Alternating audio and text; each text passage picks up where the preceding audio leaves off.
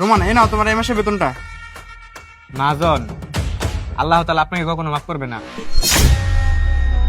এই যে শখ, তোমার বেতনটা। হ্যাঁ মহাজন সাহেব, আপনারা কোনো সময় আল্লাহ মাফ করবে না। বুঝলাম না, রোমান আর সোহাগ আমাকে সেম কথাটাই বলে গেল, আল্লাহ আমাকে মাফ করবে না। কিন্তু কেন? এই রোমান, সোহাগ দাঁড়া। জি মাহাজন। আচ্ছা সোহাগ, রোমান, তোমরা আমাকে কেন বললা যে উপর আল্লাহ আমাকে মাফ করবে না? আমি তোমাদের সাথে কি এমন অন্যায় কাজ করছি? আর তাছাড়া মাস শেষে তো আমি তোমাদেরকে ঠিকঠাক মতো বেতনটা দিয়েই দেই।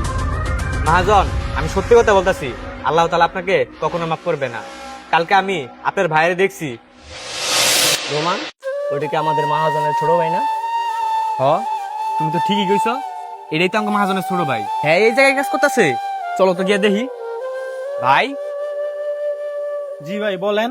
আপনি আমাদের জীবন মহাজনের ছোট ভাই না? জি, আমি তো ছোট ভাই। আপনার ভাইয়ের তো অনেক বড় একটা গ্যারেজ আছে, তো আপনি ছোট গ্যারেজে কাজ করতেছেন। এছাড়া তো আপনার বড় ভাইয়ের কোনো টাকা পয়সা অভাব নেই। ভাই, আপনারা এই বিষয় নিয়ে কথা বলেন না। আমার এই বিষয়টা মনে করলেও অনেক কষ্ট লাগে। আপনার কাছে রিকোয়েস্ট, এই বিষয় নিয়ে আমার সাথে একটা কথা বলেন। আরে ভাই, বলেন না এমন কি হয়েছে? ভাই, আপনারা তো রিকোয়েস্ট করতেছেন, কথা হইলো আমার ভাবে যে শুনকো মইরা যাইব। এর আগ মুহূর্তে আমার বড় ভাই কি কইছিল জানেন? আমার কইতেছে এই বুড়া তো মইরা যাইব। আরো কইছে এখন যদি এই বুড়া মইরা জায়গা, হ্যাঁ সম্পত্তি তো কম পইরা যাইব। আঙ্গ ভাই বোন যেটি আছে সবার তো সমানভাবে লেখা দিব। এই কারণে চালু চালু কইরা আঙ্গ হক থেকে বঞ্চিত কইরা হ্যাঁ সব জায়গা সম্পত্তি হ্যাঁ নামে লেখা নিছে। যেখানে আমার দরকার ছিল আমার বাপের ওষুধ, সেইখানে সে ওষুধ না নিয়া এই মুহূর্তে সব জায়গা সম্পত্তি হ্যাঁ নিজের নামে লেখা নিছে। আমাদের ভাই বোনের হক থেকে হ্যাঁ বঞ্চিত করছে। কি বলেন? কোনো ভাই কি কোনো ভাইয়ের সাথে এরকম করতে পারে? ভাই হয়, যে লোক টাকার লোভে অন্ধ হয়ে যায় তার দ্বারাই হয়। তারা ভাই বোন এই সম্পর্ক এগুলা কোনো কিছুই মানে না।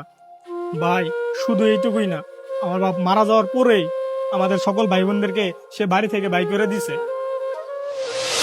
মহাজন, এইবার তাহলে বুঝছেন, এই জন্যই আপনার আমি বললাম যে আল্লাহ পাক আপনাকে কখনো ক্ষমা করবে না। আপনি এই দুনিয়াতে যতই ভালো সাজান না কেন, যে তার নিজের ভাইয়ের হক মেরে খায়, কাল ওই হাসরের ময়দানের দিন তার সকল আমল তার কপালের ভিতরে লেখা সকল মানুষকে দেখাইবো। মাফ করবেন, কালকে থেকে আমরা আর এখানে কাজ করবো না। আর আমরা চাই না কোনো খারাপ মানুষের সাথে কাজ করি। থাকেন আপনি, আমরা গেলাম।